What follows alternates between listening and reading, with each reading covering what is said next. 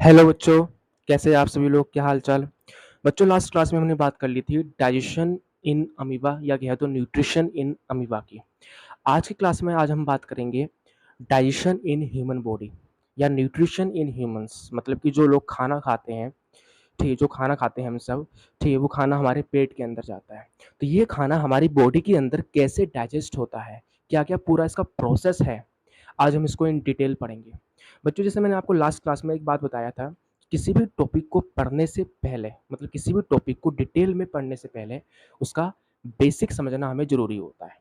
तो किसी भी टॉपिक का पहले बेस समझो, उसका बेसिक समझो कि क्या है वो, फिर उसके बाद डिटेल में जाओ।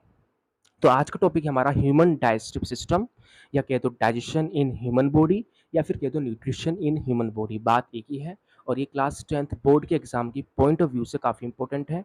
बोर्ड एग्जाम में ये लॉन्ग क्वेश्चन की फॉर्म में आ सकता है, 5 मार्क्स की फॉर्म में, किसी भी तरह की फॉर्म में ये आ सकता है, या हो सकता है कि आपसे इस टॉपिक के बीच में से कोई क्वेश्चन पूछ लिया जाए। तो मोस्ट इंपॉर्टेंट टॉपिक है, तो without any wasting of time हम शुरू करते हैं अपना ह्यूमन डाइजेस्टिव सिस्टम या डाइजेशन इन ह्यूमन बॉडी। कि हम लोग जो खाना खाते हैं वो खाना हमारे मुंह से पेट में जाता है, यानी स्टमक में जाता है। स्टमक में फूड का डाइजेशन होता है, फिर ये फूड हमारे स्टमक से जाता है आंत में, छोटी आंत जिसे स्मॉल इंटेस्टाइन कहते हैं, इसमें जाता है फूड। तो कैसे कैसे इन फूड का डाइजेशन होता है, ठीक है, उन सभी को आज हम डिटेल में पढ़ेंगे। काफ़ी इंटरेस्टिंग वीडियो होने वाला है, वीडियो के एंड तक बने रहिए, तभी आपको ये वीडियो समझ आएगा, वरना नहीं आएगा। ठीक है, शुरू करते हैं। तो जैसे मैंने अभी आपको ये बताया कि डिटेल में जाने से पहले हम इसका बेसिक समझेंगे। तो देख सकते हैं बच्चों, ये डायग्राम है ह्यूमन डाइजेस्टिव सिस्टम का। ठीक है, ये इसका माउथ है और ये टंग है, टंग। तो क्या करते हैं हम, फर्स्ट ऑफ ऑल खाने को हाथ में लेते हैं और उसको मुंह में रखते हैं। ठीक है, तो फूड को मुंह में रखना और उसको दांत से चबाना, इस प्रोसेस को हम बच्चों कहते हैं इंजेशन। तो हम क्या करेंगे, थाली में से फूड के पार्टिकल्स को उठाएंगे, फूड के पीस को उठाएंगे, उसको माउथ में रखेंगे और उसको अपने दांतों से क्या करेंगे हम बच्चों, चबाएंगे। ठीक है, तो फूड को मुंह में रखना और उसे दांतों से चबाना, बच्चों इस प्रोसेस को हम इंजेशन कहते हैं, इंजेशन। ठीक है, फिर फूड क्या करेंगे हम, घोट जाएंगे, क्या करेंगे, घोट जाएंगे।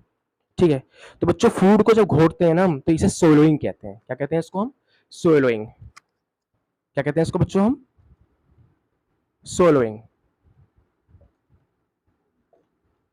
या फिर स्वेलो भी कह सकते हैं। ठीक है, तो फूड को चबाया हमने, उसे घोट लिया, इसे सोलोइंग या बच्चों हम डेग्लूटिशन भी कहते हैं इसको। क्या कहते हैं इसको, इसका दूसरा नाम DEGLUTITION, डेग्लूटिशन, मतलब फूड को घोटना। तो हमने क्या किया, सिंपल सा, फूड को माउथ में रखा, उसे दांत से चबाया।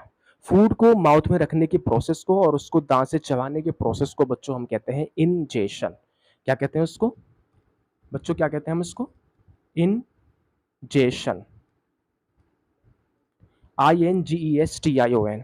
फिर फूड क्या होगा बच्चों, हमारे फूड पाइप में जाएगा, फूड पाइप, जिसको ईसोफेगस कहते हैं, OESOPHAGUS, ईसोफेगस यानी फूड पाइप। ईसोफेगस, ईसोफेगस जो होता है बच्चों, फूड पाइप, ये हमारे नेक के पीछे की तरफ होता है। ये नेक है हमारा, तो नेक का जो पोस्टीरियर रीजन जो है, मतलब नेक के पीछे की तरफ होता है जो हमारा ईसोफेगस यानी जो फूड पाइप है वो। तो यहाँ पे क्या होगा बच्चों, कि जो फूड है वो माउथ से सीधा ईसोफेगस से होते हुए, ये देख सकते हैं बच्चों, ये स्टमक के अंदर जाएगा। ठीक है, और स्टमक के अंदर क्या होता है बच्चों, फूड का पूरा डाइजेशन नहीं होता है। एक बात ध्यान रखना है बच्चों, कि ह्यूमन बॉडी की जो स्टमक यानी जो अंदर वाला जो पेट होता है हमारा, इसमें फूड का कंप्लीट डाइजेशन नहीं होता, बल्कि स्टमक के अंदर फूड का पार्शियली डाइजेशन होता है। पार्शियली मतलब आधा डाइजेशन। तो बच्चों एक बात सिंपल सी लाइन में ध्यान रखनी, दिमाग में बैठा के, कि ह्यूमन बॉडी के स्टमक के अंदर फूड का कंप्लीट डाइजेशन नहीं होता, बल्कि फूड के अंदर जो प्रेजेंट प्रोटीन्स हैं, सिर्फ और सिर्फ प्रोटीन्स का ही डाइजेशन हमारे स्टमक के अंदर होता है। इसलिए कह देते हैं बच्चों कि ह्यूमन बॉडी की स्टमक यानी अंदर वाले पेट में फूड का कंप्लीट डाइजेशन नहीं होता, सिर्फ पार्शियली डाइजेशन होता है, मतलब आधा डाइजेशन होता है।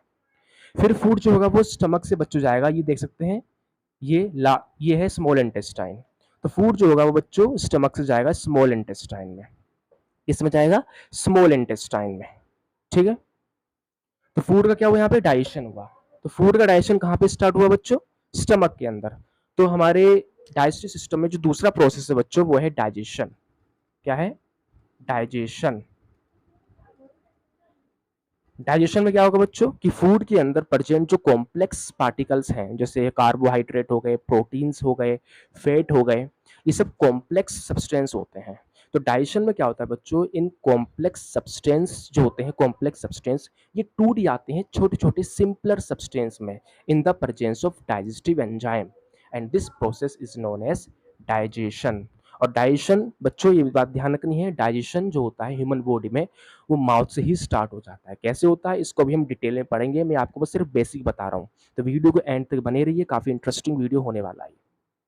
ठीक है, तो फिर क्या होगा बच्चों, फूड स्टमक से गया स्मॉल इंटेस्टाइन में। स्मॉल इंटेस्टाइन में बच्चों फूड का कंप्लीट डाइजेशन होता है। तो यहाँ तीन बातें आपको सिंपल से लाइन में दिमाग में बैठा के रखनी है। पहली बात कि ह्यूमन बॉडी के अंदर फूड का जो डाइजेशन है वो माउथ से स्टार्ट हो जाता है। फर्स्ट ऑफ ऑल तो ये बात ध्यान रखनी है। दूसरी बात क्या ध्यान रखनी है कि स्टमक के अंदर, बहुत सारे लोगों को ये लगता है कि स्टमक में ही फूड का कंप्लीट डाइजेशन होता है, लेकिन नहीं, स्टमक में फूड का कंप्लीट डाइजेशन नहीं होता, बल्कि स्टमक के अंदर फूड का पार्शियली डाइजेशन होता है। पार्शियली मतलब फूड आधा ही डाइजेस्ट होता है स्टमक के अंदर। और तीसरी बात ये ध्यान रखनी है कि स्टमक से फूड जाता है किसमें, स्मॉल इंटेस्टाइन में। तो स्मॉल इंटेस्टाइन के अंदर होता है फूड का कंप्लीट डाइजेशन। ठीक है, ठीक है बच्चों, ये बात, तीन बातें ध्यान रखनी है आपको। फिर देख सकते हैं बच्चों कि यहाँ पे क्या होगा, फिर इसके बाद फूड जैसे ही कंप्लीट डाइजेस्ट हो जाएगा तो फूड के अंदर जो भी न्यूट्रिएंट्स होंगे वो न्यूट्रिएंट्स क्या होंगे बच्चों, ब्लड के अंदर चले जाएंगे। तो जब फूड डाइजेस्ट हो जाता है और फूड के डाइजेस्ट होने के बाद फूड की जितने भी न्यूट्रिएंट्स होते हैं बच्चों, वो स्मॉल इंटेस्टाइन से हमारे ब्लड के अंदर चले जाते हैं। And this process is known as absorption. इसको कहते हैं बच्चों एब्जॉर्प्शन। तीसरा हो गया यहाँ पे एब्जॉर्प्शन। ठीक है, समझे बच्चों। तो फूड क्या होगा कि जैसे ही फूड स्मॉल इंटेस्टाइन में कंप्लीट डाइजेशन फूड का होगा, तो डाइजेशन के बाद फूड के अंदर प्रेजेंट जितने भी इंपॉर्टेंट न्यूट्रिएंट्स हैं, जैसे ग्लूकोज हो गया, अमीनो एसिड हो गए, फैटी एसिड्स हो गए, ये सब, ठीक है, ये सब क्या होंगे, स्मॉल इंटेस्टाइन से ब्लड में चले जाएंगे। और इस प्रोसेस को बच्चों एब्जॉर्प्शन कहते हैं। अब क्या होगा, खुद सोचो, फूड का जो न्यूट्रिएंट है बच्चों वो चला गया ब्लड में। अब ब्लड का काम क्या होता है, पूरे बॉडी में सर्कुलेट करना। ठीक है, तो इससे एक बात चलती है कि जो ब्लड है, ये ब्लड हमारी बॉडी के हर टिश्यू के सेल्स तक जाएगा, और ब्लड के अंदर प्रेजेंट जो न्यूट्रिएंट्स हैं, जो डाइजेस्टिव फूड से आए हैं न्यूट्रिएंट्स, ठीक है, उन न्यूट्रिएंट्स को हमारी बॉडी की टिश्यू की हर सेल्स यूज करेंगी, यूटिलाइज करेंगी एनर्जी के लिए, फंक्शंस को परफॉर्म करने के लिए। तो इस प्रोसेस को बच्चों कहते हैं एसिमिलेशन। तो क्या कहा मैंने, जैसे ही न्यूट्रिएंट्स ब्लड में जाएगा, ठीक है, ठीक है, तो इस ब्लड के थ्रू, ब्लड क्या करता है, पूरे बॉडी में सर्कुलेट करता है, तो ये न्यूट्रिएंट्स ब्लड के थ्रू हमारी बॉडी के हर टिश्यूज की सेल्स तक पहुंचेगा, जहाँ पे हमारी बॉडी की हर टिश्यूज की सेल्स क्या करेंगी, इस ब्लड में से न्यूट्रिएंट्स को एब्सॉर्ब कर लेंगी, उसको यूटिलाइज करेगी अपनी एनर्जी के लिए, अपने फंक्शंस को परफॉर्म करने के लिए, जिसके कारण हम कोई काम कर पाते हैं। समझ रहे हो ना बच्चों। तो इस प्रोसेस को कहते हैं एसिमिलेशन। क्या कहते हैं इसको, एसिमिलेशन। क्या कहते हैं बच्चों इसको, एसिमिलेशन, ASSIMILATION, एसिमिलेशन। अब क्या होगा बच्चों, जो फूड डाइजेस्ट नहीं हुआ है, जो फूड अनडाइजेस्टेड रह गया है, वो अनडाइजेस्टेड फूड कहाँ जाएगा बच्चों, वो ब्लड में नहीं जाएगा, बल्कि वो अनडाइजेस्टेड फूड जो है बच्चों, वो स्मॉल इंटेस्टाइन से लार्ज इंटेस्टाइन में जाएगा। तो बच्चों ये स्मॉल इंटेस्टाइन है, इस स्मॉल इंटेस्टाइन के चारों तरफ एक ऑर्गन और है एलोंगेटेड, इस ऑर्गन को कहते हैं बच्चों लार्ज इंटेस्टाइन। क्या कहते हैं इसको, लार्ज इंटेस्टाइन। ठीक है, तो ये जो अनडाइजेस्टेड फूड है वो स्मॉल इंटेस्टाइन से ब्लड में नहीं जाएगा, बल्कि ये अनडाइजेस्टेड फूड बच्चों स्मॉल इंटेस्टाइन से जाएगा लार्ज इंटेस्टाइन के अंदर। और लार्ज इंटेस्टाइन का सबसे लास्ट वाला पार्ट होता है बच्चों रेक्टम। तो ये जो अनडाइजेस्टेड फूड है वो रेक्टम में जाके स्टोर हो जाएगा। क्या हो जाएगा, स्टोर हो जाएगा in the form of solid waste. ठीक है, ठीक है, और रेक्टम की नीचे की तरफ क्या है बच्चों, ये एनस है। क्या है, एनस। ठीक है, समझ रहे हो ना। और हम क्या करते हैं, मॉर्निंग टाइम में इस अनडाइजेस्टेड फूड को क्या करते हैं, बॉडी से निकाल देते हैं इन दी फॉर्म ऑफ सॉलिड, जिसको फेसिस कहते हैं, यानी गंदगी जो मॉर्निंग में करते हैं हम सब। ठीक है, फेसिस कहते हैं इसको। तो इतनी बात समझ आई, ये बेसिक है। अब पढ़ते हैं इन डिटेल। ठीक है, तो बच्चों अगर हम डिटेल की बात करें तो पहले हम डाइजेस्टिव सिस्टम से रिलेटेड ऑर्गन्स देखेंगे कि कौन कौन के ऑर्गन्स हैं। तो चलो शुरू करते हैं without any wasting of time. इसका स्क्रीनशॉट चाहिए तो ले सकते हैं आप लोग। ठीक है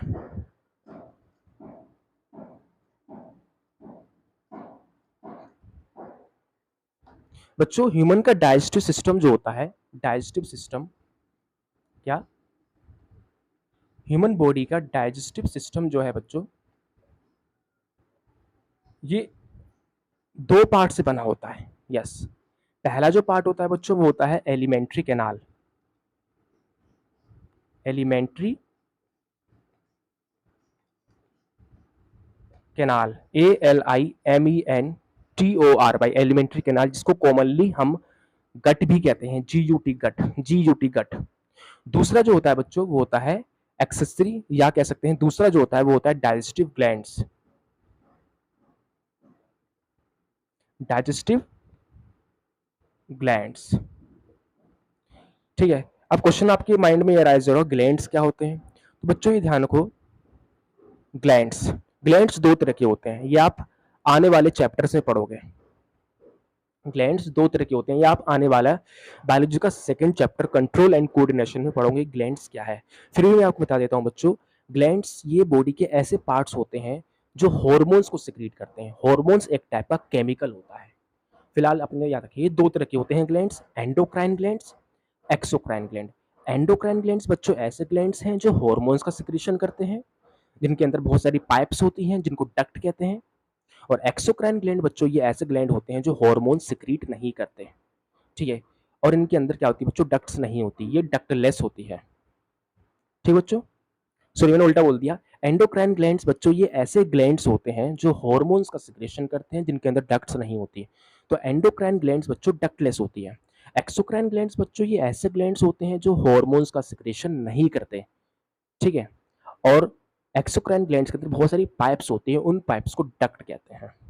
फिलहाल इतना याद रखें। तो इससे एक बात पता चलती है, इससे एक बात पता चल रही है बच्चों कि डाइजेस्टिव सिस्टम जो है वो दो पार्ट से बना है, एक होता है एलिमेंट्री कैनाल और एक होता है डाइजेस्टिव ग्लैंड्स। इसमें कुछ ग्लैंड्स होते हैं बच्चों जो फूड की डाइजेशन में हेल्प करते हैं, समझ रहे हो ना, अपने एंजाइम्स वगैरह को सिक्रीट करते हैं वो, ठीक है। तो चल पड़ते हैं without any wasting of time. तो एलिमेंट्री कैनाल पहले समझते हैं क्या है। तो एलिमेंट्री कैनाल बच्चों ये देख सकते हैं आप, ये क्या है, ईसोफेगस है, यानी फूड पाइप है, ठीक है। इसी फूड पाइप से सारे पार्ट्स एराइज हो रहे हैं, देख सकते हैं। ये ईसोफेगस है, ये स्टमक है, ठीक है, ये स्मॉल इंटेस्टाइन है, ये लार्ज इंटेस्टाइन है। तो एलिमेंट्री कैनाल बॉडी की एक लॉन्गेस्ट कैनाल होती है। कैनाल मतलब समझते हो ना, ट्यूब की तरह समझो इसको। सिंपल से लाइन में कह सकते हैं बच्चों, एलिमेंट्री कैनाल जो है ये ह्यूमन बॉडी की एक लॉन्गेस्ट ट्यूब है, जो कि हमारे माउथ से एराइज होती है, ठीक है, और रेक्टम तक जाती है, रेक्टम जो सबसे लास्ट पार्ट है। तो क्या है बच्चों, दोबारा सुन, मैंने क्या बताया कि एलिमेंट्री कैनाल ह्यूमन बॉडी की एक लॉन्गेस्ट ट्यूब लाइक स्ट्रक्चर होती है, जो कि ह्यूमन बॉडी के बक्कल कैविटी, बक्कल कैविटी समझते हैं बच्चों, बक्कल कैविटी ये माउथ है, माउथ के अंदर वाला जो पोर्शन होता है, inner portion of the humans mouth, mouth के अंदर वाले पोर्शन को कहते हैं बच्चों बक्कल कैविटी, ठीक है। तो एलिमेंट्री कैनाल क्या है बच्चों, दोबारा सुनो, ये बॉडी की सबसे लॉन्गेस्ट ट्यूब होती है, ये एक लॉन्गेस्ट ट्यूब लाइक ऑर्गन होता है, या कह सकते हैं लॉन्गेस्ट ट्यूब लाइक स्ट्रक्चर होता है, जो कि माउथ की बक्कल कैविटी, माउथ का जो अंदर वाला पोर्शन है उसे बक्कल कैविटी कहते हैं, जहाँ पे टीथ, टंग ये सब आता है, ठीक है। तो एलिमेंट्री कैनाल क्या है, ये ह्यूमन बॉडी का एक लॉन्गेस्ट ट्यूब लाइक स्ट्रक्चर है बच्चों, जो कि कहाँ से अराइज होता है, बक्कल कैविटी से अराइज होता है, और सीधा कहाँ तक जाता है, रेक्टम तक जाता है, रेक्टम तक, ठीक है। तो सकते हैं ये ईसोफेगस है, ईसोफेगस से ही बन रहा है स्टमक, ठीक है। फिर इस स्टमक से आगे जाके बन रहा है स्मॉल इंटेस्टाइन, फिर इस स्मॉल इंटेस्टाइन से आगे जाके बन रहा है लार्ज इंटेस्टाइन, और फाइनली रेक्टम, और ये एनस आ गया। तो एलिमेंट्री कैनाल बॉडी की एक लॉन्गेस्ट ट्यूब लाइक स्ट्रक्चर है, जो कि बक्कल कैविटी से स्टार्ट होती है बच्चों, और कहाँ तक जाती है, रेक्टम तक जाती है, जिसमें बॉडी के सारे डाइजेस्टिव ऑर्गन्स आते हैं एलिमेंट्री कैनाल में। इसमें ईसोफेगस आ गया, स्टमक आ गया, स्मॉल इंटेस्टाइन आ गया, लार्ज इंटेस्टाइन आ गया, ये सब, ठीक है बच्चों। तो ये ध्यान रखना है। तो एलिमेंट्री कैनाल में कौन कौन से ऑर्गन्स आते हैं, तो लिख सकते हैं बच्चों, इसमें आता है हमारा बक्कल कैविटी आता है, क्या आता है,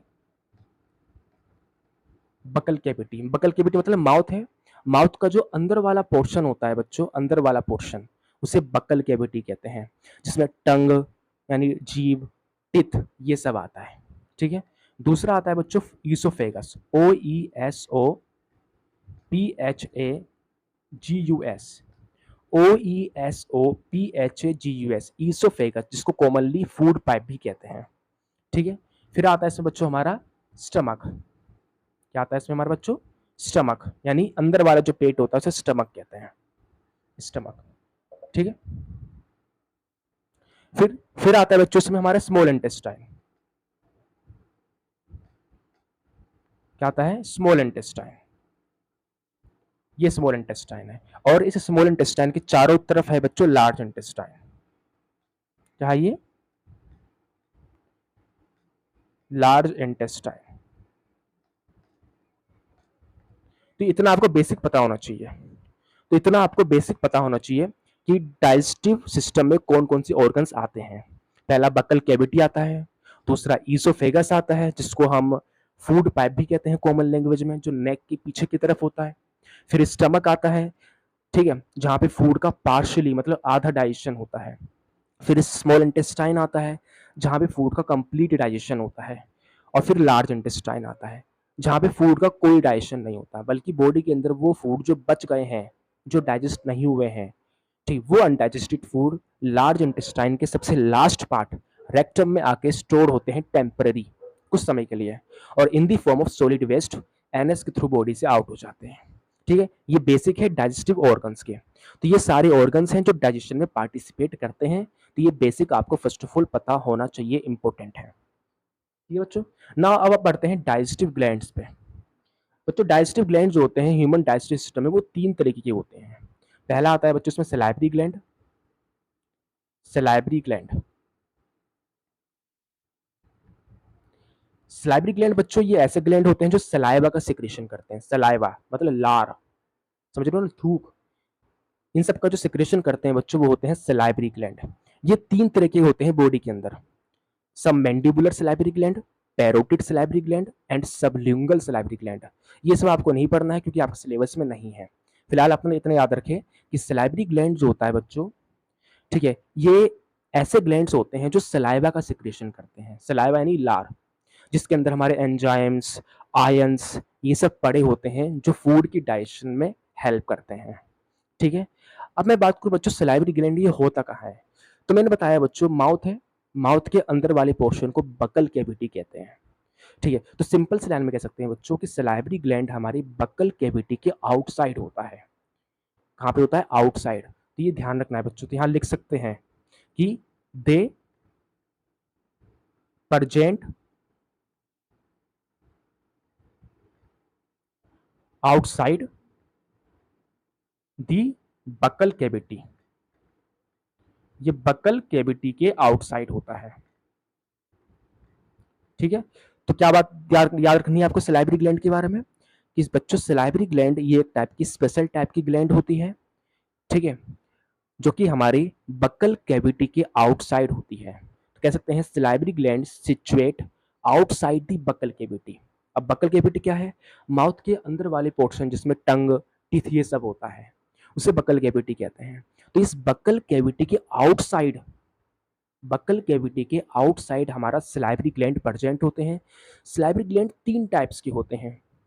पैरोटिड सलाइवरी ग्लैंड जो बॉडी का सबसे लार्जेस्ट सलाइवरी ग्लैंड है, सबल्यूंगल सलाइवरी ग्लैंड एंड सब मैंडिबुलर सलाइवरी ग्लैंड। तीन तरह के सलाइवरी ग्लैंड हमारे माउथ में होते हैं और ये तीनों सलाइवरी ग्लैंड मिलकर सलाइवा का सिक्रेशन करते हैं, लार का सिक्रेशन करते हैं, और वो सलाइवा सीधा हमारी बकल कैविटी में आता है। समझ रहे हो ना बच्चों? जो तीन तरह के होते हैं सलाइवरी ग्लैंड लिख सकते हैं। पहला होता है parotid salivary gland, parotid PAROTID, parotid salivary gland जो हमारे कान के पास होता है, कान के पास, ये हमारे कान के पास होता है, तुरंत नोट में बात डालें, कान के पास। दूसरा है बच्चों हमारा कौन सा? दैट इज सबलिंगल, सबल्यूंगल,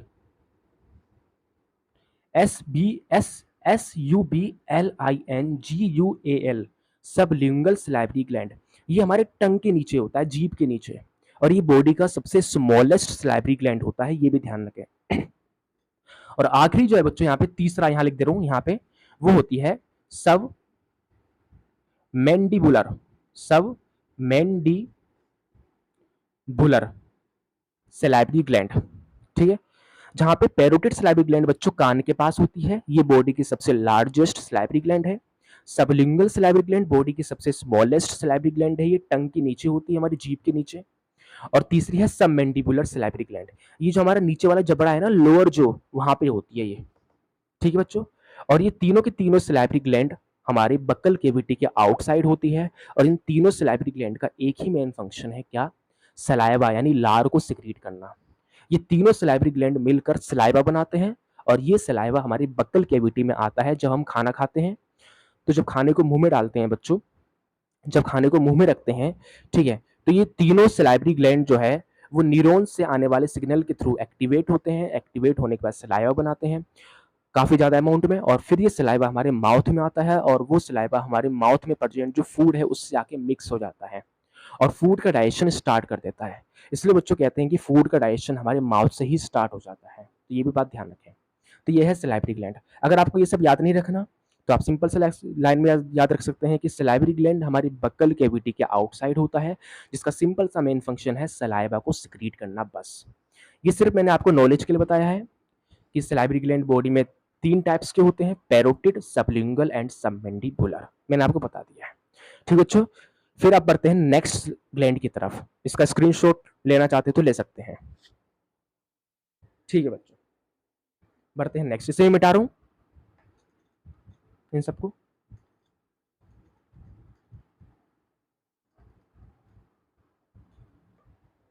ठीक है। दूसरा टाइप का जो ग्लैंड है बच्चों वो है लीवर। लीवर आपने सुना होगा, जो हमारे राइट साइड होता है, ये लीवर है बच्चों, ये देख सकते हैं, ये लीवर है, ठीक है। लीवर ये बॉडी का सबसे लार्जेस्ट ग्लैंड होता है, ठीक है। तो लीवर भी क्या करता है बच्चों, कुछ केमिकल सिक्रीट करता है जो फूड की डाइजेशन में हेल्प करता है, ठीक बच्चों। तो लीवर को भी लिया गया है डाइजेस्टिव सिस्टम में, तो इससे एक बात चलती है कि लीवर भी डाइजेशन में हेल्प करता है। और तीसरा जो ग्लैंड है बच्चों यहाँ पे वो है पैनक्रियाज। क्या है वो? पैनक्रियाज।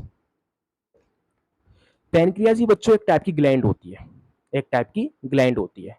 ये एक टाइप की मिक्स्ड ग्लैंड होती है, इतना फिलहाल आप याद रखें। जो आप बायोलॉजी में, जब मैं बायोलॉजी में सेकंड चैप्टर पढ़ाऊंगा तो उसमें एक टॉपिक है एंडोक्राइन सिस्टम, तो उसमें पढ़ाऊंगा ये सब इन डिटेल। फिलहाल आप इतना याद रखें कि सलाइवरी ग्लैंड जो पैनक्रियाज है, पैनक्रियाज ये एक टाइप की मिक्स्ड ग्लैंड है, मतलब इसके अंदर endocrine gland plus exocrine gland दोनों की प्रॉपर्टी है, इसलिए पैनक्रियाज को मिक्स्ड ग्लैंड हम कहते हैं। तो ये 3 मेन ग्लैंड है बच्चों जो डाइजेशन में क्या करते हैं, हेल्प करते हैं, ठीक है। तो शुरू करते हैं, चलो इनको पढ़ना, इनकी थोड़ी बहुत जानकारी ले लेते हैं कैसे क्या है, फिर हम देखेंगे डाइजेशन कैसे होता है। स्क्रीनशॉट लेना चाहते हो तो ले सकते हैं आप लोग, चलो तो बच्चों।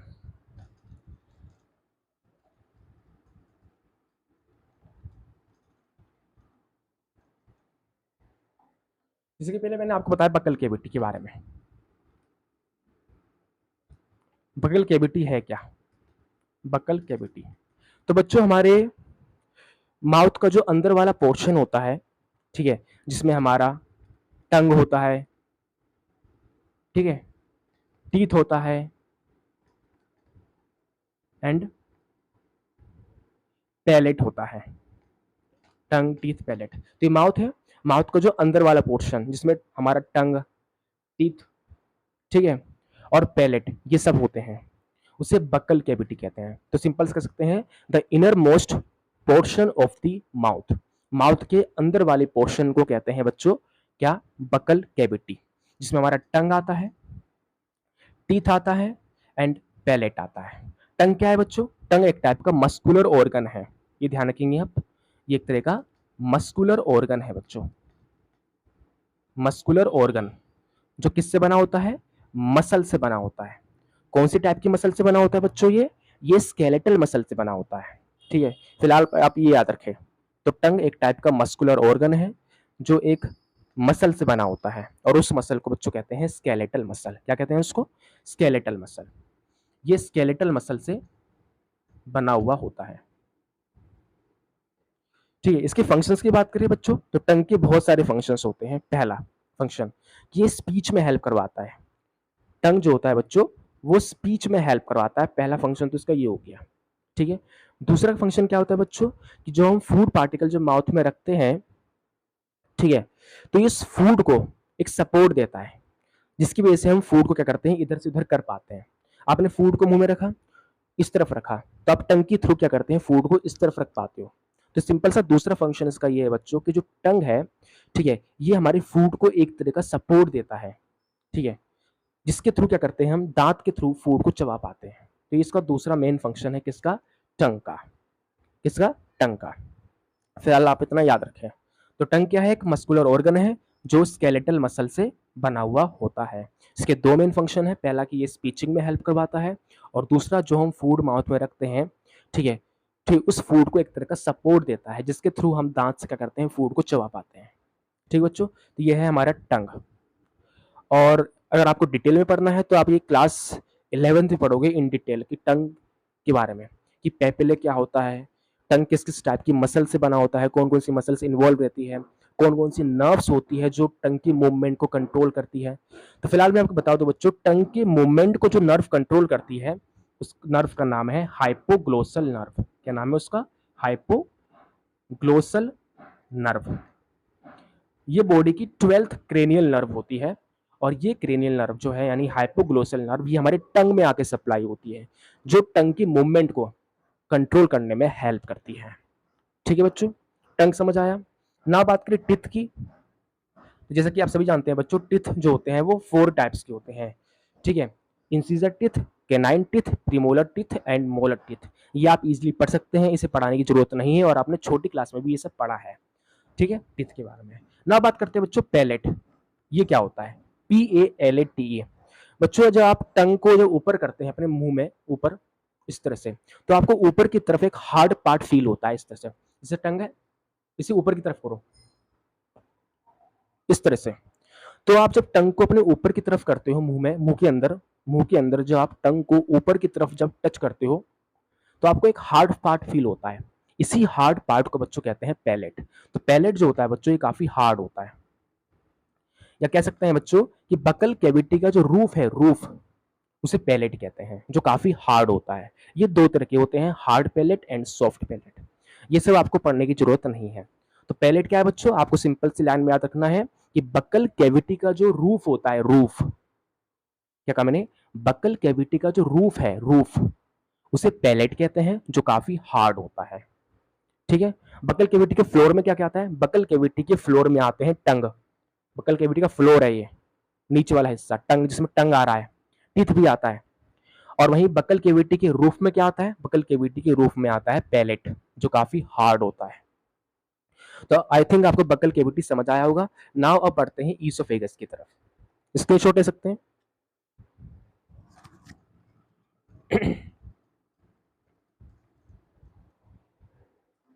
Now oesophagus.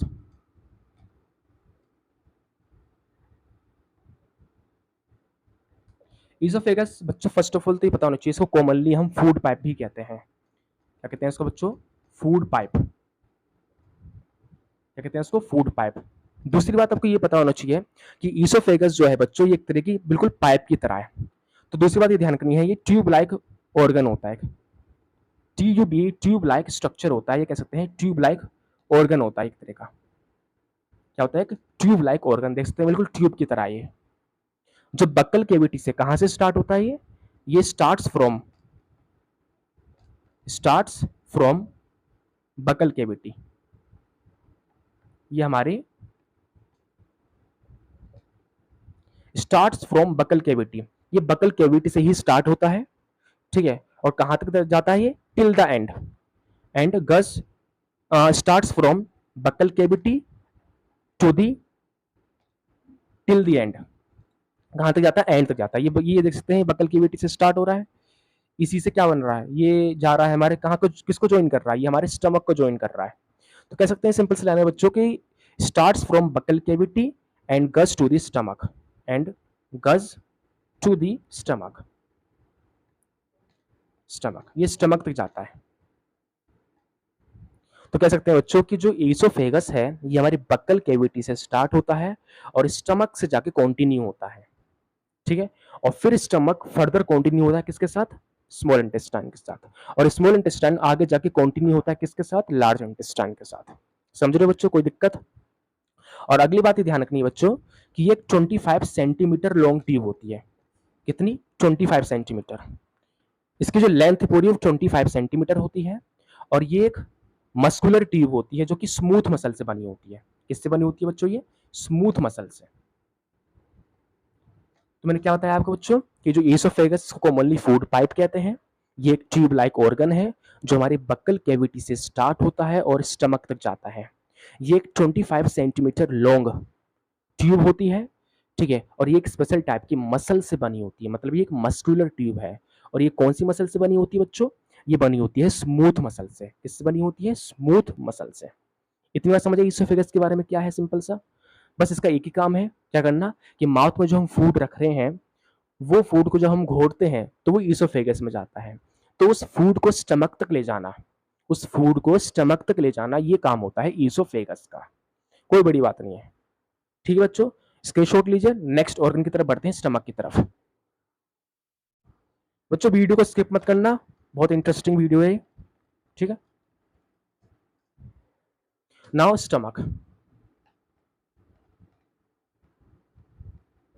तो फर्स्ट ऑफ ऑल तो बच्चों पता होना चाहिए कि स्टमक एक टाइप का मस्कुलर ऑर्गन होता है। ये भी एक तरह का क्या होता है? एक तरह का मस्कुलर ऑर्गन, जो कि कहां प्रेजेंट होता है? ये प्रेजेंट होता है left side of the abdomen. ये हमारे एब्डोमन के लेफ्ट साइड होता है। अब ये एब्डोमन क्या होता है? ABDOMEN, ABDOMEN, abdomen. एब्डोमन क्या है बच्चों? देखो बच्चों, ये पेट है, ये पेट देखो बच्चों, पूरे छाती है, चेस्ट है। तो चेस्ट जो रीजन होता है ना बच्चों, उसे थोरेसिक रीजन कहते हैं। और जो पेट वाला जो पूरा रीजन है बच्चों, इसे हम बायोलॉजिकली एब्डोमन कहते हैं। सिंपल सा ये ध्यान रखो कि एब्डोमन क्या है, कि ह्यूमन बॉडी में जो पेट वाला जो रीजन होता है बच्चों, पेट वाला, इसी को बायोलॉजिकली हम क्या कहते हैं? एब्डोमन कहते हैं। और इसी एब्डोमन की लेफ्ट साइड क्या होता है? हमारा स्टमक होता है। क्या होता है? स्टमक होता है। तो देख सकते हैं बच्चों, ये पूरा एक डाइजेस्टिव सिस्टम है, तो ये हल्का सा लेफ्ट साइड होता है, लेफ्ट साइड, ये स्टमक है, ठीक है। तो स्टमक कहाँ होगा बच्चों? पोजीशन याद रखनी है कि ये एक मस्कुलर ऑर्गन है, और ये ह्यूमन बॉडी के एब्डोमन के लेफ्ट साइड होता है। ह्यूमन बॉडी में जो पेट वाला हिस्सा है उसे एब्डोमन कहते हैं, और इसी एब्डोमन के लेफ्ट साइड हमारा ये स्टमक प्रेजेंट होता है। अगली बात बच्चों ये ध्यान रखनी है क्या, कि ये एक जे शेप्ड ऑर्गन होता है, जे शेप्ड। इसकी अगर मैं शेप की बात करूं, इसका शेप कैसा है, तो ये एक जे शेप्ड, जैसे जे नहीं होता, जे, ये इस तरह से जे, जो अल्फाबेट नहीं होता, जे अल्फाबेट, इस तरह से इसका ऑर्गन है। तो देख सकते हैं कुछ इसी तरह से है ये बच्चों, कुछ इसी तरह से है ये। तो इसके बाद हम एब्डो, तो इस तरह से अगर स्टमक की शेप की बात करें तो इसका शेप कैसा होता है? स्टमक का शेप होता है बच्चों जे शेप्ड। फंक्शंस की बात करें तो बच्चों ये ध्यान रखना है कि स्टमक के दो मेन फंक्शंस होते हैं।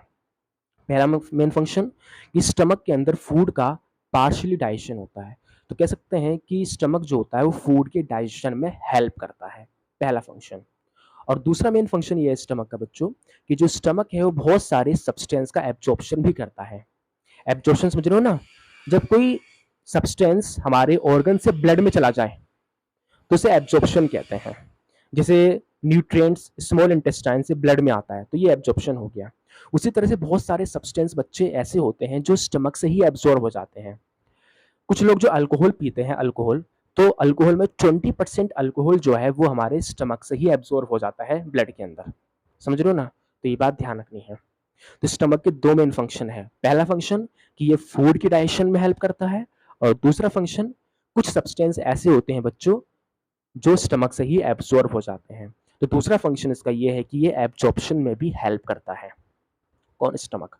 तो दो फंक्शंस लिख सकते हैं, they helps in the digestion and they helps in the absorption of some substances. ठीक है बच्चों, तो स्क्रीनशॉट ले सकते हैं आप स्टमक का।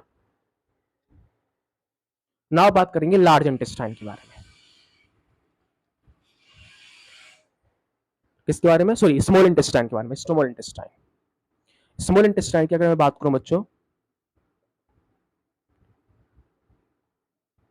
यह है स्मॉल इंटेस्टाइन। तो फर्स्ट ऑफ ऑल तो बताना चाहिए कि जो स्मॉल इंटेस्टाइन है बच्चों, ये एक लॉन्ग ट्यूब लाइक ऑर्गन होता है, बिल्कुल ट्यूब की तरह होता है, देख सकते हैं बिल्कुल ट्यूब की तरह है, जिस पाइप नहीं होती पाइप, उसी की तरह देख सकते हैं आप खुद। तो ये क्या है बच्चों, long long tube like organ, बिल्कुल ट्यूब की तरह होता है ये ट्यूब लाइक ऑर्गन, ये एक लॉन्ग ट्यूब लाइक ऑर्गन होता है, ठीक है, मतलब ट्यूब की तरह ही एक ऑर्गन होता है कुछ इस तरीके से। इसके लेंथ की बात करें बच्चों,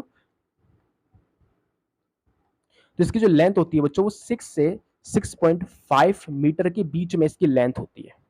बच्चों क्या आप लोगों को एक बात पता है, ये जो स्मॉल इंटेस्टाइन की जो लेंथ है, ये जो स्मॉल इंटेस्टाइन की लेंथ जब फर्स्ट टाइम निकाली गई थी, जो कि 6 से 6.5 मीटर निकल के आई थी, ये एक डेड पर्सन की लेंथ है, मतलब समझ रहे हो ना, जो डेड पर्सन नहीं होते, डेड पर्सन की जो स्मॉल इंटेस्टाइन है उसको निकाला गया था और फर्स्ट टाइम उसके स्मॉल इंटेस्टाइन की लेंथ को मेजर किया गया था। समझ रहे हो ना बच्चों।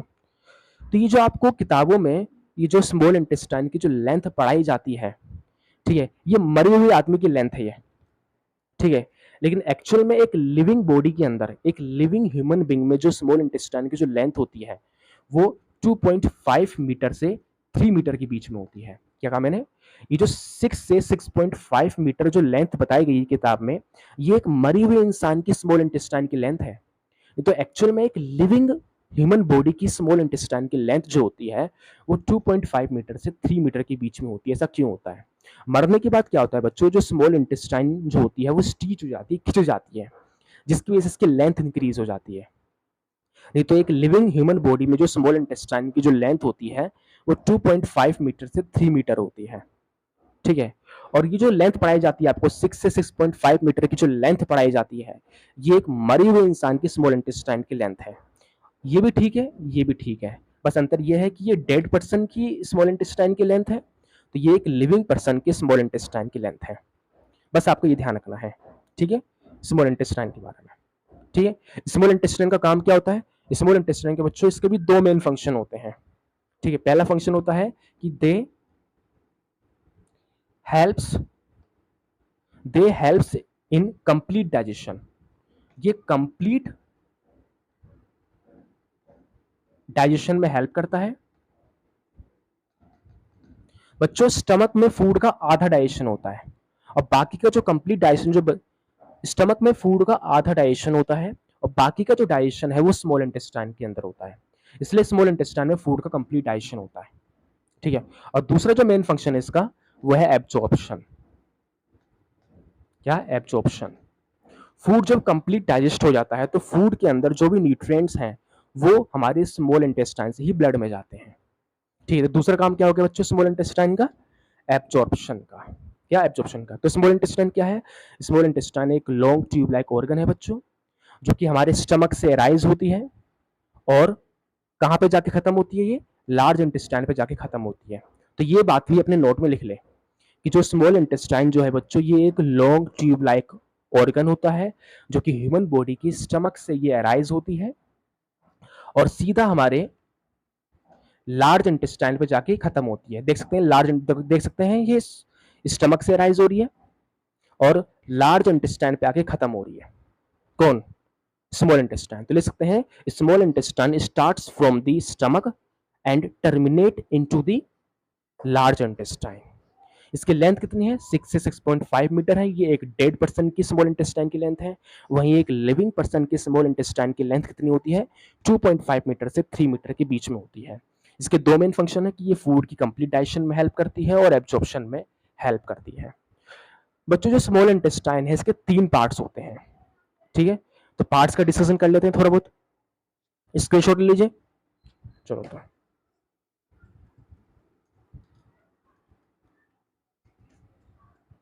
जो स्मॉल इंटेस्टाइन है बच्चों, इसके 3 मेन पार्ट्स होते हैं, 3 मेन। पहला जो इसका पार्ट होता है स्मॉल इंटेस्टाइन का वो होता है ड्यूडेनम। क्या होता है, ड्यूडेनम, DUADENUM, DUADENUM, ड्यूडेनम। दूसरा जो पार्ट होता है स्मॉल इंटेस्टाइन का वो होता है जेजुनम, JEJUNUM, जेजुनम। और तीसरा जो पार्ट होता है बच्चों वो होता है इलियम। क्या होता है, इलियम, ठीक है। तो बच्चों स्मॉल इंटेस्टाइन का इतना जो पार्ट होगा यहाँ पे ये वाला, ये ड्यूडेनम होगा। बाकी का जो बीच वाला पार्ट होगा बच्चों, ये जेजुनम होगा। और लास्ट वाला जो पार्ट होता है स्मॉल इंटेस्टाइन का, ये वाला, ये इलियम होगा। ठीक है। और बच्चों एक बात ध्यान रखनी है कि स्मॉल इंटेस्टाइन में फूड का जो कंप्लीट डाइजेशन है वो ड्यूडेनम के अंदर ही होता है।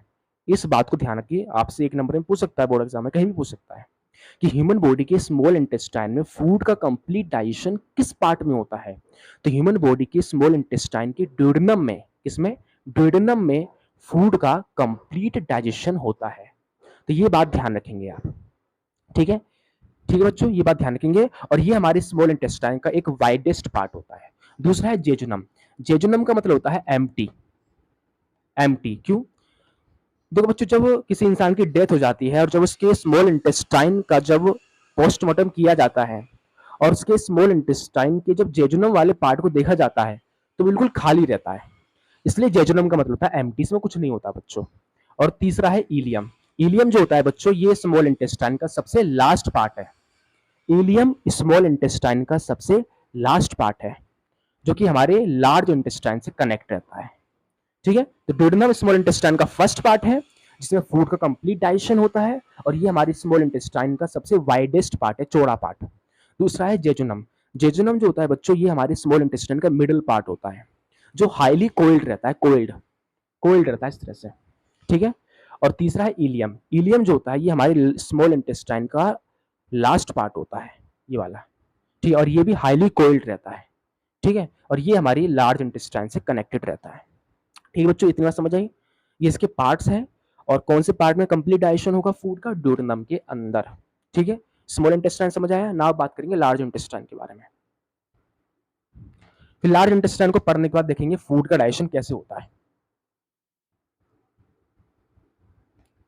लार्ज इंटेस्टाइन, लार्ज इंटेस्टाइन, पहले बात ये समझो बच्चों कि लार्ज इंटेस्टाइन की जो लेंथ होती है, लेंथ वो सिर्फ 1.5 मीटर से 2.5 मीटर के बीच में होती है। क्या कह सकते हैं? 1.5 मीटर से 2 मीटर होती है। और वहीं एक स्मॉल इंटेस्टाइन की लेंथ 6 मीटर से 6.5 मीटर के बीच में होती है। तो इस वाले को स्मॉल क्यों कहा गया? जब इसकी लेंथ इससे दुगनी होती है, तिगुनी होती है। ठीक है। तो इसको स्मॉल क्यों कहा गया, इसको लार्ज क्यों कहा गया? तो बच्चों यहाँ पे जो लार्ज इंटेस्टाइन, ये जो इंटेस्टाइन है, इसका जो डायमीटर है, डायमीटर वो स्मॉल इंटेस्टाइन से मेनी टाइम्स ज्यादा होता है, इसलिए इस वाले इंटेस्टाइन को लार्ज इंटेस्टाइन कहा गया है, इसको स्मॉल इंटेस्टाइन। तो यहाँ पे जो इंटेस्टाइन में जो स्मॉल इंटेस्टाइन और जो लार्ज इंटेस्टाइन है वो लेंथ के बेसिस पे डिसाइड नहीं किया गया है, बल्कि डायमीटर की बेसिस पे डिसाइड किया गया है। बच्चों ये वाला जो इंटेस्टाइन है, इसका जो डायमीटर है, डायमीटर, ये स्मॉल इंटेस्टाइन से मेनी टाइम्स ज्यादा होता है, इसलिए बच्चों इस वाले इंटेस्टाइन को लार्ज इंटेस्टाइन कहा गया है और इसको स्मॉल। आप देख भी सकते हैं खुद, इसका डायमीटर जो है, इस वाले इंटेस्टाइन का जो डायमीटर है वो इस वाले इंटेस्टाइन से मेनी टाइम्स ज्यादा है। तो इस वाले इंटेस्टाइन का डायमीटर इस वाले इंटेस्टाइन से मेनी टाइम्स ज्यादा होता है, इसलिए बच्चों इस वाले इंटेस्टाइन को लार्ज इंटेस्टाइन कहा गया है और इस वाले को स्मॉल।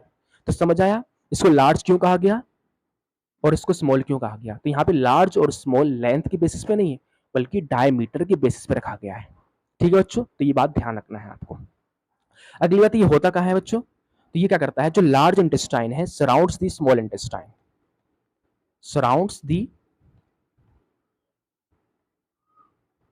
Small intestine. ये हमारे स्मॉल इंटेस्टाइन है, ये स्मॉल इंटेस्टाइन के चारों तरफ है लार्ज इंटेस्टाइन, इसलिए कहा जाता है बच्चों कि जो लार्ज इंटेस्टाइन है वो स्मॉल इंटेस्टाइन को सराउंड करता है, सराउंड्स दी स्मॉल इंटेस्टाइन। कौन? Large intestine. अब जो लार्ज इंटेस्टाइन के अगर फंक्शंस की बात करें बच्चों, तो इसके कई सारे फंक्शंस होते हैं, जिससे पहला फंक्शन है कि they also helps in absorption, they also helps in absorption.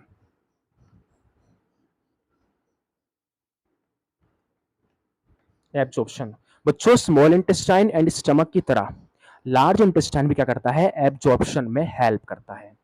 किसके एब्जॉर्प्शन में? वाटर के एब्जॉर्प्शन में। बच्चों एक बात सुनो, यहाँ पे जो हम पानी पीते हैं उसमें 80% जो वाटर है वो स्मॉल इंटेस्टाइन से एब्जॉर्ब होता है, मतलब स्मॉल इंटेस्टाइन से ही ब्लड में चला जाता है। और बाकी का जो 20% जो वाटर है वो लार्ज इंटेस्टाइन से ब्लड में जाता है और इसी को एब्जॉर्प्शन कहते हैं। समझ रहे बच्चों? तो ये ध्यान रखना है कि स्टमक एंड स्मॉल इंटेस्टाइन की तरह लार्ज इंटेस्टाइन भी क्या करता है, एब्जॉर्प्शन में हेल्प करता है। किसके एब्जॉर्प्शन में हेल्प करता है लार्ज इंटेस्टाइन? जो हम पानी पीते हैं उसमें 80% वाटर का एब्जॉर्प्शन स्मॉल इंटेस्टाइन से होता है और बाकी की 20% वाटर का एब्जॉर्प्शन हमारी लार्ज इंटेस्टाइन से होता है। तो इसलिए कहा जाता है बच्चों लार्ज इंटेस्टाइन भी एब्जॉर्प्शन में हेल्प करता है। दूसरा मेन फंक्शन क्या है बच्चों? कि जो फूड अनडाइजेस्टेड रह गया है उसको स्टोर करता है, स्टोर्स दी अनडाइजेस्टेड फूड। ये हमारे बॉडी के अंदर वो फूड जो डाइजेस्ट नहीं हुआ है उसको ये स्टोर करके रखता है। कहां पे स्टोर करता है? लार्ज इंटेस्टाइन का सबसे लास्ट पार्ट जिसे रेक्टम कहते हैं। रेक्टम, रेक्टम जो होता है बच्चों, रेक्टम ये हमारे लार्ज इंटेस्टाइन का सबसे लास्ट पार्ट होता है। रेक्टम एक मस्कुलर ट्यूब होती है, ये भी देख सकते हैं मस्कुलर ट्यूब है ये। इसकी लेंथ अप्रोक्स 10 से 12 सेंटीमीटर होती है और इसका काम क्या होता है रेक्टम का? रेक्टम का वर्क होता है जो फूड बॉडी में डाइजेस्ट नहीं हुआ है, जो अनडाइजेस्टेड फूड है उसको स्टोर करना टेम्पररी। ठीक है, ठीक है। तो ये भी एक काम है लार्ज इंटेस्टाइन का। और रेक्टम किसका पार्ट है? लार्ज इंटेस्टाइन का ही पार्ट है। तो इसलिए कह सकते हैं कि इसका एक काम है अनडाइजेस्टेड फूड को स्टोर करना, स्टोर्स दी अनडाइजेस्टेड फूड। ठीक है, और इसके एक काम और होता है बच्चों कि जो लार्ज इंटेस्टाइन होते हैं इसमें कुछ यूजफुल बैक्टीरियाज होते हैं। क्या होते हैं? Useful bacterias. यूजफुल बैक्टीरियाज होते हैं जो क्या करते हैं? विटामिन के एंड डी की फॉर्मेशन में हेल्प करता है। तो कह सकते हैं बच्चों कि लार्ज इंटेस्टाइन के अंदर कुछ यूजफुल बैक्टीरियाज होते हैं जैसे इकोलाई वगैरह हो गए, ठीक है, जो विटामिन डी एंड विटामिन के की फॉर्मेशन में हेल्प करता है। ठीक है, और ये फिर क्या होते हैं बच्चों? स्टोर हो जाते हैं हमारी लीवर में आके। इतनी बात समझ आई मैंने क्या कहा? तो ये है बच्चों हमारा लार्ज इंटेस्टाइन और ये हो गया इसका लास्ट पार्ट रेक्टम।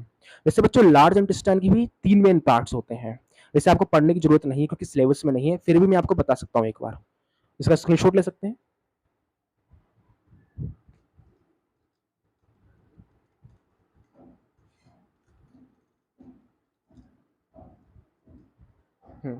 लार्ज में कौन कौन से 3 पार्ट है? पहला पार्ट जो होता है बच्चों वो होता है सीकम, CAECUM, सीकम। दूसरा जो मेन पार्ट है लार्ज इंटेस्टाइन का वो होता है कोलोन। कोलोन, अब ये कोलोन भी कई टाइप्स के होते हैं, ascending colon, transverse colon, descending colon, sigmoid colon. ये सब आपको पढ़ने की जरूरत नहीं है, बस मैं आपको नॉलेज के लिए बता रहा हूँ। कोलोन। और तीसरा पार्ट है रेक्टम जो हमारे लार्ज इंटेस्टाइन का सबसे लास्ट पार्ट होता है। ठीक है, तो 3 मेन पार्ट होते हैं लार्ज इंटेस्टाइन के भी। पहला है सीकम बच्चों, ये वाला जो पोर्शन होता है ये वाला ये है लार्ज इंटेस्टाइन का फर्स्ट पार्ट जिसको सीकम कहते हैं। फिर ये जो पूरा पोर्शन है ये वाला, ये पूरा पोर्शन ये होता है कोलोन। ठीक है, जहां से अनडाइजेस्टेड फूड क्या होता है बच्चों? रेक्टम में जाता है। और यह रेक्टम जो लार्ज इंटेस्टाइन का सबसे लास्ट पार्ट है। ठीक है, ये एक मस्कुलर ट्यूब की तरह होती है, बिल्कुल देख सकते हैं मस्कुलर ट्यूब है जिसकी लेंथ 10 से 12 सेंटीमीटर होती है, जिसका काम क्या है? अनडाइजेस्टेड फूड को स्टोर करके रखना।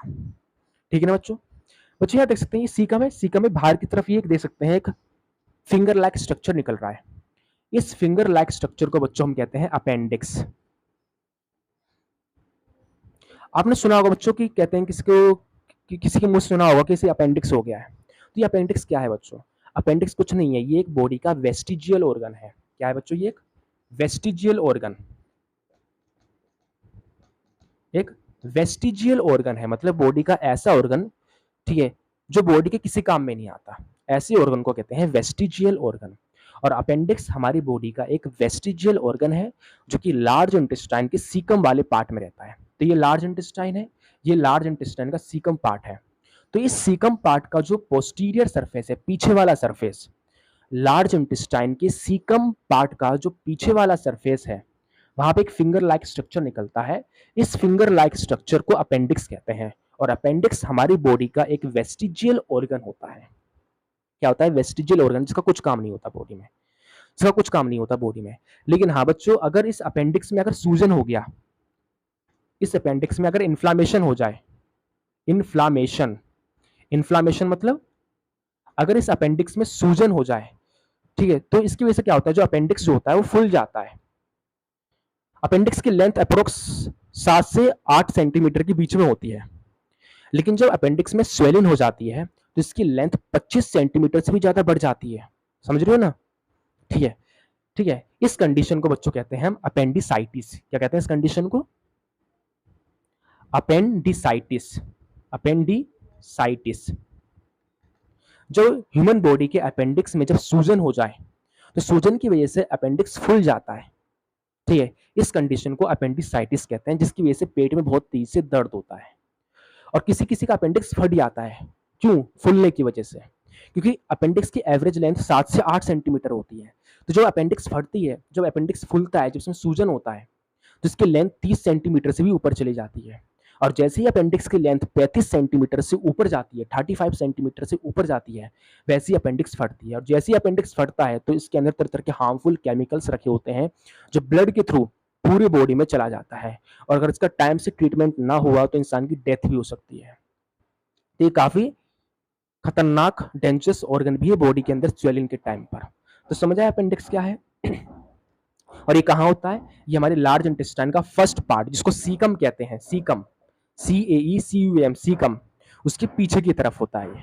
ठीक है बच्चों, लार्ज इंटेस्टाइन समझ आया। अब देखते हैं कि डाइजेशन बॉडी में कैसे होता है।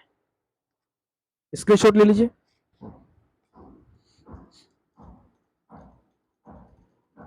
तो बताता हूँ बच्चों, शुरू करते हैं। चलो, डाइजेशन।